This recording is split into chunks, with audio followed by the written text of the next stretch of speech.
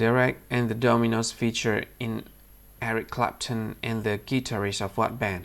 Derek and the Dominos featured Eric Clapton and the guitarist of what band? Now we'll give you 4 options and try to guess from these 4 options which one is the correct answer for the question. Well, now, here it is. Here's the option. The first option is the Rolling Stone. The second option is the Allman Brothers. The third option is Led Zeppelin. Dun, dun, dun, dun, dun, dun, dun, dun. And the last option is Pink Floyd. So from these 4 options, what do you think? Which one is the correct answer for the question? Now, let me tell you what is the answer for the question.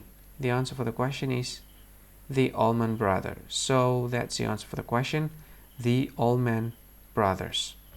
Thank you so much for watching this video. If you find this video very useful, you can help this channel to grow by subscribing to the channel. Click the subscribe button and like this video. And if you want to share it with your friends, just go ahead, click the share button and you can share it to any social media that you wish. And if you want to comment in this video, just go ahead, find comment section and comment. Say whatever you want in it. I think that's all of it. Thank you so much for watching this video and see you again in another video. Bye bye.